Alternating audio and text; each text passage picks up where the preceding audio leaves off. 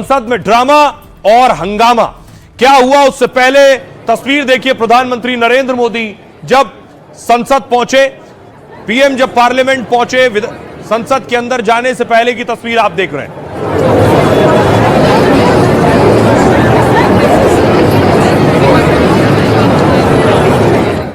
और उसके बाद आज जो उपराष्ट्रपति हैं, जो राज्यसभा के सभापति होती हैं, उनका भी पहला दिन था। माननीय सभापति जी,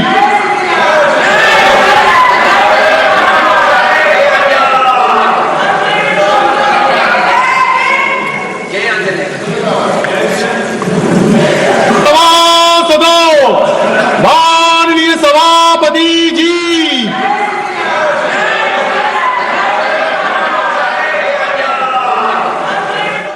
तो आज नए सभापति पहुंचे, लेकिन कांग्रेस पुराने सभापति को याद कर रही थी, धनखड़ साहब को। कांग्रेस कह रही थी इन्हें फेयरवेल नहीं दिया, फेयरवेल देना था। Not get an opportunity to bid him. I was disheartened that the House did not get an opportunity to bid him a farewell. हम धनखड़ जी को विदाई देना चाहते हैं। Regardless, इतने याद दिलाना चाहता हूं कि आप लोगों ने भूतपूर्व उपराष्ट्रपति को, भूतपूर्व चेयरमैन को जिस भाषा का इस्तेमाल करके आप लोगों ने जो अपमान किया, आप क्या वो भूल गए? आप लोगों ने भूतपूर्व चेयरमैन के बारे में जो अनाप शनाप बात करके आप लोगों ने रिमूवल मोशन जो सर्व किया है, और जो भाषा, वो कॉपी अभी भी हमारे पास है। आप लोग खुद सोचिए कि चेयर का गरिमा को आप लोगों ने कितना तार तार किया है, और आज आप यहाँ ध्यान देने का काम करते हैं। ठीक है, आपको बिहार की हार ने, हरियाणा की हार ने, महाराष्ट्र की हार ने काफी तकलीफ पहुंचाई है, लेकिन तकलीफ को डॉक्टर के सामने बोलना चाहिए। तो जब डॉक्टर के सामने वक्त आएगा तो आप बोलिएगा, और जब समय आएगा तो बोलिएगा। तो आज से सत्र शुरू हो रहा था। दूसरी तरफ देखिए, एसआईआर पर बंगाल में प्रदर्शन कर रही थी कांग्रेस, बंगाल में सड़कों पर थी।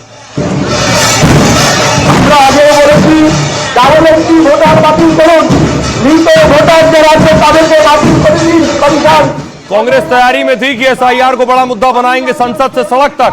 इसलिए अधीर रंजन चौधरी बंगाल में सड़क पर एसआईआर के खिलाफ प्रदर्शन कर रहे थे। और दूसरी तरफ देखिए संसद के अंदर क्या हो रहा था। पार्लियामेंट में, लोकसभा में विपक्ष प्रदर्शन कर रहा था, एसआईआर के खिलाफ नारेबाजी कर रहा था।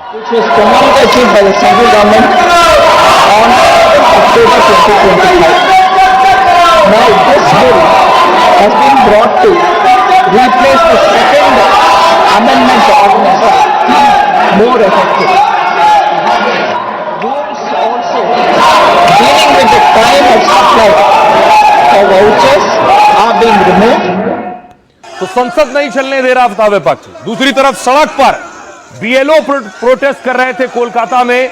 बीजेपी ने दावा किया ये कांग्रेस कार्यकर्ता है।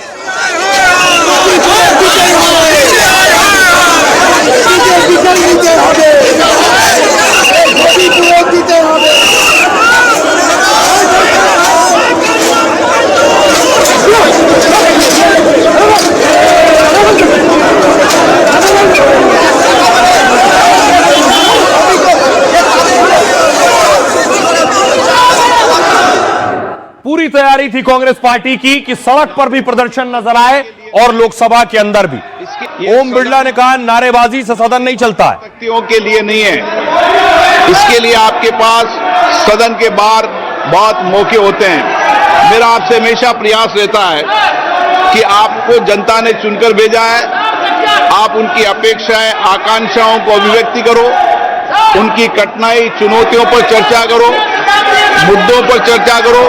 मैं सबको पर्याप्त समय, पर्याप्त अवसर उपलब्ध कराऊंगा, लेकिन नियोजित तरीके से सदन को बाधित करना ये लोकतंत्र के लिए अच्छी परंपरा नहीं है। देखिए हुआ क्या, लोकसभा में हंगामा होता रहा और कार्रवाई लोकसभा की स्थगित करनी पड़ी।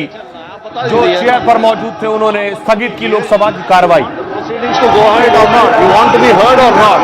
If you don't want to be heard, सभा की कार्यवाही कल मंगलवार दिनांक 2 दिसंबर 2025 को प्रातः 11 बजे तक लिए स्थगित की जाती है। दूसरी तरफ देखिए, संसद की कार्रवाई स्थगित हो गई, लेकिन पीएम मोदी ने संसद में अंदर जाने से पहले विपक्ष पर हमला किया, जिस पर सबसे ज्यादा हंगामा हुआ। यहाँ ड्रामा नहीं, डिलीवरी होनी चाहिए।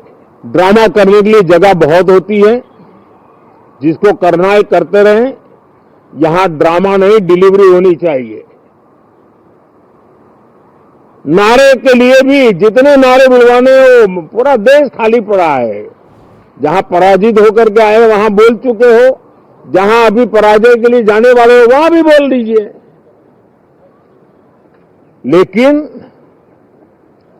यहां तो नारे नहीं, नीति पर बल देना चाहिए। ड्रामा करने के लिए जगह बहुत होती है, जिसको करना है करते रहें। यहां ड्रामा नहीं, डिलीवरी होनी चाहिए। नारे के लिए भी जितने नारे बुलवाने वो पूरा देश खाली पड़ा है। जहां पराजित होकर प्रधानमंत्री नरेंद्र मोदी ने जो ये बयान दिया है, इसके बाद सबसे ज्यादा घमासान मचा है। देखिए जरा पीएम मोदी ने क्या कहा संसद के अंदर। सबसे पहले पीएम मोदी नरेंद्र मोदी ने बाहर कहा कि विपक्ष चुनाव में पराजय की निराशा से बाहर और दोनों सदनों में मजबूती से पक्ष रखे, मुद्दे उठाए। अगर विपक्ष चाहे तो मैं उन्हें टिप्स देने को भी तैयार हूं। सत्र हार की हताशा या जीत के अहंकार का मैदान न बने। संसद में ड्रामा नहीं, डिलीवरी होनी चाहिए, पीएम ने कहा। यहां जोर नीति पर होना चाहिए, नारों पर नहीं। इसके बाद प्रियंका वाड्रा ने सुना कि ड्रामे पर पीएम ने बोला है कि यहां ड्रामा होता है। प्रियंका ने कहा चुनाव, एसआईआर और प्रदूषण जैसे कुछ अहम मुद्दे हैं, इन पर चर्चा नहीं करेंगे तो संसद किस लिए है। मुद्दों पर बात करना, मुद्दे उठाना ड्रामा नहीं है। ड्रामा का मतलब है चर्चा ना होने देना। ड्रामा का मतलब है जनता से जुड़े मुद्दों को उठाने ही ना देना। मल्लिकार्जुन खड़गे ने कहा शीत सत्र के पहले ही मुख्य मुद्दों पर बात करने की बजाय प्रधानमंत्री ने फिर से ड्रामेबाजी की डिलीवरी की है। मुझे इस बात का दुख है कि पूर्व उपराष्ट्रपति धनखड़ जी के फेयरवेल देने का मौका नहीं मिला। इसके बाद बीजेपी अध्यक्ष जेपी नड्डा ने कहा आपको बिहार, हरियाणा, महाराष्ट्र की हार ने तकलीफ पहुंचाई है, लेकिन आपको अपनी तकलीफ डॉक्टर को बताना चाहिए। अखिलेश यादव ने कहा ड्रामा कौन करता है ये आपको भी पता है। सरकार को पारदर्शिता बरतनी चाहिए और तय करना चाहिए कि लोगों के अधिकार ना छीने जाएं। इमरान मसूद ने कहा कांग्रेस सांसद ने इनसे बड़ा कोई ड्रामेबाज है और कहते हैं ड्रामा हम कर रहे हैं। भीड़ हमारी सभा में होती है पर वोट इनको कैसे मिल जाता है। हमारे नेताओं को इनके बेईमानी वाले टिप्स नहीं चाहिए। चिराग पासवान ने कहा अगर कोई सिर्फ छवि चमकाने के लिए हंगामा करता है तो यह लोकतंत्र के खिलाफ है और संसदीय परंपरा का अपमान भी है। तो ये ड्रामे के बाद हंगामा हुआ। आइए अब आपको दिखाओ। तो इनको क्या तकलीफ है? काटने वाला कुत्ता दिखा के इतनी सी तो है, काटने वाले और है पार्लियामेंट में, कुत्ते नहीं। और आइए आपको सुनवाओ, सुनिए जरा सांसद क्या कह रहे हैं जो संसद में हंगामा हुआ और पीएम मोदी ने खास तौर पर जो ड्रामेबाजी का जिक्र किया। सदन में जो पहली बार चुन करके आए हैं या जो छोटी आयु के हैं, वैसे सभी दलों के सभी सांसद बहुत परेशान है। अपने सामर्थ्य का परिचय कराने का अवसर नहीं मिल रहा है। इन चीजों को गंभीरता से ले। ड्रामा करने के लिए जगह बहुत होती है, जिसको करना है करते रहें। यहाँ ड्रामा नहीं, डिलीवरी होनी चाहिए। नारे के लिए भी जितने नारे बुलवाने वो पूरा देश खाली पड़ा है। जहां पराजित होकर के आए वहां बोल चुके हो, जहां अभी पराजय के लिए जाने वाले हो वहां भी बोल दीजिए। यहां तो नारे नहीं, नीति पर बल देना चाहिए और वो आपकी नीयत होनी चाहिए। ड्रामा, डेमोक्रेसी, केवल इसलिए ड्रामा शब्द का इस्तेमाल करना क्योंकि डी से डेमोक्रेसी है। हम ये चाहते हैं कि सिंसियरिटी से काम हो एसआईआर पे और कोई भी मतदाता छूटे नहीं। जो ये जान जा रही है ये भी ड्रामा है क्या? हमारे साथियों ये बताइए, जो बीएलओ ये जान चली गई जिनकी, तो ये क्या ड्रामा था कि जान जाना? उनका ड्रामा भी देखते हैं और कुछ कुछ सीख भी गए, तो क्या करेगा? सबसे ड्रामा तो इतना अच्छा एक्टिंग मोदी जी के छोड़ के कौन करने सकता है? देश का सबसे बड़ा एक्टर का नाम है नरेंद्र मोदी, ये तो सभी जानते हैं भाई। ठीक ही कहा, वो राय भी नहीं लेंगे और इतने थेथर हैं, हार को स्वीकारेंगे भी। लोग एक्टर हैं, ऐसे एक्टर हैं जो अब पार्टी को भी शर्मसार कर रहे हैं, देश को भी इन लोगों के कारण शर्मसार होना पड़ रहा है। प्रधानमंत्री कौन से टिप्स देंगे?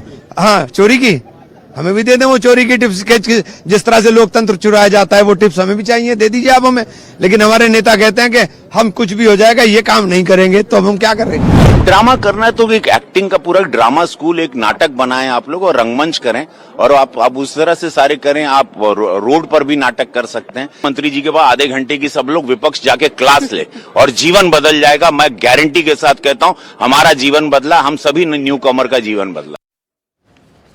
अब देखिए जरा, सांसदों को आपने सुना, लेकिन संसद भवन में एक और तस्वीर नजर आई जिसपे फिर से हंगामा होना तय था। यह तस्वीर जो मैंने आपको दिखाई, कांग्रेस की सांसद रेणुका चौधरी को रास्ते में कुत्ता मिल गया, उन्होंने गाड़ी में बिठा लिया और वो गाड़ी में बिठाकर संसद के अंदर ले गई। हमको डिलीवरी के लिए आते गूंगा जानवर गाड़ी में चले गए, तो इनको क्या तकलीफ है? काटने वाला कुत्ता दिखा के, इतनी सी तो है, काटने वाले और है पार्लियामेंट में, कुत्ते नहीं। ड्रामा क्या? अब देखिए जरा, कांग्रेस सांसद कुत्ते के साथ पहुंची हैं संसद परिसर के अंदर। इस तरह से कोई जानवर ले जाना मना है, यानी ये नियम के भी खिलाफ है। तस्वीर आप देख रहे हैं, गाड़ी जिसमें कुत्ता लेकर पहुंची थी। नए सत्र के पहले ही दिन संसद में इस घटना पर बवाल हो गया। कांग्रेस सांसद रेणुका चौधरी कुत्ते के साथ पार्लियामेंट गई। जिसने भी कांग्रेस सांसद के साथ पालतू कुत्ते को देखा वो हैरान था। जगदंबिका पाल समेत कई बीजेपी सांसदों ने इसका विरोध किया, ऐसा कैसे हो सकता है, और कहा कि रेणुका चौधरी का कदम गलत है। संसद में विशेषाधिकार का मतलब दुरुपयोग नहीं होता है। रेणुका चौधरी से जब संसद परिसर में कुत्ता लाने पर सवाल हुए तो उन्होंने कहा, सरकार को जानवर पसंद नहीं, इसमें क्या हर्ज है? ये छोटा और बिल्कुल नुकसान ना पहुंचाने वाला जानवर है। काटने वाले और डसने वाले संसद में और हैं, कुत्ते नहीं। मैं संसद आ रही थी, तभी छोटा सा पिल्ला सड़क पर घूम रहा था। मैंने सोचा ये किसी गाड़ी के पहिए के नीचे आ जाएगा, उसे गाड़ी में बिठाकर मैं संसद आ गई और वापस भी भेज दिया है। अब गाड़ी भी गई, कुत्ता भी गया, तो चर्चा किस बात की हो रही है? आपको बताऊं, यह सरासर उल्लंघन है। संसद में पालतू जानवर लाना नियमों के खिलाफ माना जाता है। संसद भवन परिसर में केवल अधिकृत व्यक्ति और वाहनों का प्रवेश वैध है। संसद के कानून के मुताबिक सुरक्षा जांच के बाद ही परिसर में प्रवेश होता है। संसद भवन में कोई भी ऐसी वस्तु, जीव या सामग्री नहीं लाई जा सकती है जो सांसद परिसर या सांसदों के सुरक्षा या मर्यादा को प्रभावित करे। पालतू जानवर इस श्रेणी में आते हैं, यानी उन्हें लाने की अनुमति नहीं है। खबर है कि इस मामले की जांच के लिए कमेटी बनाई जा सकती है और राज्यसभा सचिवालय को संबंधित फुटेज और शिकायत भेजी गई है। सुनिए जरा इस पर रेणुका चौधरी क्या कह रही हैं और दूसरे सांसद क्या कह रहे हैं। वहां एक स्कूटर वाला और कार वाले का टक्कर हुआ, उसके आगे ये छोटा पिल्ला निकल के सड़क पे घूम रही थी। मैंने सोचा ये किसी पहिए के नीचे आ जाएगी, मैं उठा के उसको गाड़ी में रखी और पार्लियामेंट आई और वापस भिजवा दी। गाड़ी भी गई, कुत्ता भी गई। तो किस बात की चर्चा चल रही है? असली डसने वाले और काटने वाले पार्लियामेंट में बैठे हैं, सरकार चलाते हैं, उसका कोई इतराज नहीं। हम किसी गूंगे जानवर का हम देखभाल करते हैं।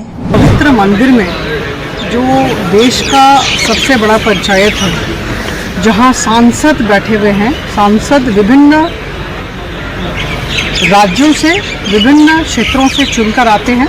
लोगों की आस्था उनके साथ है, इसलिए यहाँ बैठे हैं और सारे देशवासियों की बातें यहाँ रखते हैं। उनके प्रति हम सब के मन में जो जिस दल का हो, आदर और श्रद्धा का भाव होना चाहिए।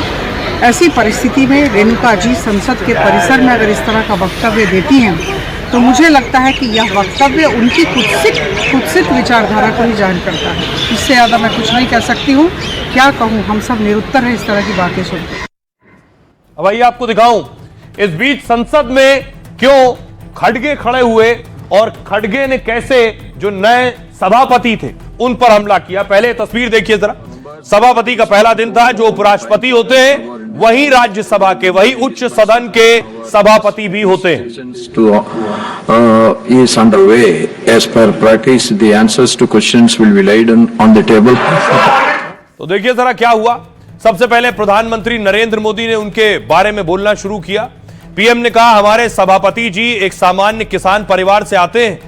आपने पूरा जीवन समाज सेवा के लिए समर्पित कर दिया है। देश के बहुत कम लोगों को ऐसा अवसर मिलता है। उपराष्ट्रपति से पहले कई राज्यों के आप राज्यपाल रहे हैं। झारखंड में आदिवासियों के बीच रहे, गांवों का दौरा किया है। हेलीकॉप्टर हो या ना हो, आप लोगों के बीच चले जाते थे। मैंने देखा है कि लोग प्रोटोकॉल के नीचे दब जाते हैं, लेकिन आपका प्रोटोकॉल से कोई नाता ही नहीं रहा। कार्यकर्ता, सहयोगी और सांसद से इस पद तक आप पहुंचे हैं। आपका यहां तक पहुंचना हम सबका मार्गदर्शन करता है। अब देखिए, बारी थी खड़गे साहब की सभापति पर बोलने की। सभापति जी, आप तो सीपी राधाकृष्णन के हमनाम हैं। आशा है सदन में आप उनकी तरह ही व्यवहार करेंगे। सर्वपल्ली राधाकृष्णन ने कहा था वो किसी पार्टी से नहीं है। उन्होंने कहा था एक लोकतंत्र तानाशाही में बदल सकता है अगर विपक्ष को सरकार की नीतियों की आलोचना का हक ना हो। उम्मीद है आप देश के पहले उपराष्ट्रपति जैसे विचार रखेंगे। आप अपने आसन से ज्यादा उस तरफ ना देखें। वैसे आप इधर नहीं देखेंगे तो भी खतरा है। आप दोनों तरफ संतुलन बनाए रखेंगे तो अच्छा होगा। प्रधानमंत्री ने भले ही आपके बैकग्राउंड और जुड़ाव की बात कही है, लेकिन यह नहीं भूलना चाहिए कि आप कांग्रेस के घराने से आए हुए हैं। सुनिए जरा सभापति पर क्या कहा पीएम मोदी ने और मल्लिकार्जुन खड़गे ने। आपने हमेशा सबको जोड़ने का प्रयास किया, नए विचारों को स्वीकार करने का प्रयास किया, नई पीढ़ी को अवसर देने का प्रयास किया। ये हमेशा संगठन में आपके कार्य की विशारद रही। कोयम्बतूर की जनता ने आपको सांसद के रूप में यहां सेवा करने के लिए भेजा और तब भी आपने सदन में रहते हुए हमेशा उस क्षेत्र के विकास के लिए अपनी बातों को बड़ी प्रमुखता से लोगों के सामने रखा। तो आप तो राधा कृष्णन जी के हमनाम हैं। हम आशा करते हैं कि आप उनके हमख्याल भी होंगे। मैं आपसे अपील करना चाहूंगा कि आप अपने आसन से उस तरफ ज्यादा न देखें, उसमें खतरा है। अपने आसन से उस तरफ ज्यादा न देखें, लेकिन उसमें आप इधर नहीं देखेंगे तो यह भी खतरा है भैया। इसलिए दोनों तरफ आप संतुलन बना रखेंगे तो अच्छा होगा। तो प्रधानमंत्री नरेंद्र मोदी और मल्लिकार्जुन खड़गे को आप सुन रहे थे राज्यसभा में। राज्यसभा में भी हंगामा हुआ, लेकिन राज्यसभा भी कार्रवाई स्थगित करनी पड़ी। तस्वीर आप देख रहे हैं, राज्यसभा दिन भर के लिए स्थगित कर दी गई। लोकसभा में भी एसआईआर को लेकर हंगामा हो रहा था। 2 December 2025.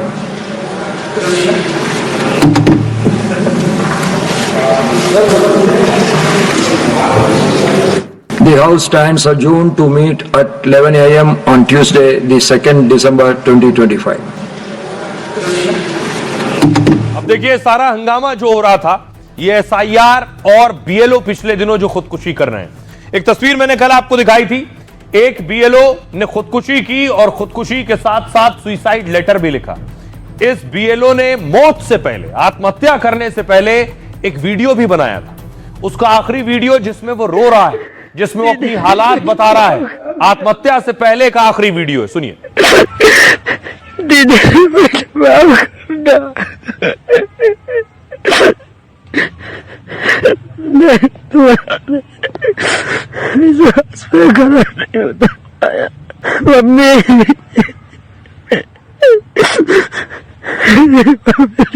बच्चों का ख्याल रखो। काश मैं इसमें निपुण हो पाता, इसका स्वयं जिम्मेदार हूँ। इसमें किसी का कोई दोष नहीं है। मेरे परिवार को कुछ नहीं कहना है। मैं बहुत दुखी हूँ। प्लीज दिल से चैन से सो पाया हूँ। मेरी छोटी छोटी चार लड़कियाँ हैं। कहाँ से समझ आने रहे होता तो ये कहाँ से पूरा हो जाता नहीं लेना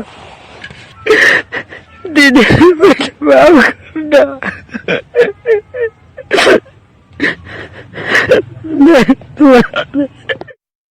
तो आप देख रहे थे, हृदय विदारक ये वीडियो है, दिल को झकझोर देने वाला है कि बीएलओ किन परिस्थितियों में काम कर रहे हैं। बीएलओ ने क्या कुछ लिखा है, सुसाइड लेटर भी लिखा है। आपको बताऊं, वीडियो में बीएलओ सर्वेश फूट फूट कर रोते बिलखते नजर आ रहे हैं। मां से माफी मांगते हुए कहा, मैं जीना चाहता हूं पर बहुत दबाव है। एसआईआर के काम का इतना दबाव है कि ना सो पा रहे हैं ना काम कर पा रहा हूं। मैं बहुत परेशान हूं, पिछले 20 दिनों से ठीक से सो तक नहीं पाया हूं। मैं इस दुनिया से दूर जा रहा हूं। मेरी 4 छोटी बच्चियां हैं, उनका ख्याल रखना। दहला देने वाले इस वीडियो के अलावा 3 सुसाइड नोट भी मिले और तीनों में बीएलओ सर्वेश ने भारी तनाव और दबाव की बात लिखी है। लिखा है, दिन रात काम कर रहा हूं लेकिन एसआईआर टारगेट पूरा नहीं कर पा रहा हूं। पहली बार बीएलओ बना था, थोड़ा और वक्त मिलता तो काम पूरा कर लेता। दरअसल 42 साल के सर्वेश सिंह मुरादाबाद के एक स्कूल में टीचर थे। वो छात्रों के बीच काफी लोकप्रिय थे और एसआईआर का भी 65% काम कर चुके थे। अब जांच की जा रही है कि उन पर आखिर दबाव कौन बना रहा था। बेशक दबाव निचले स्तर पर प्रशासनिक अफसर बना रहे थे। पीड़ित परिवार ने मामले की जांच और 5 करोड़ मुआवजे की मांग की है।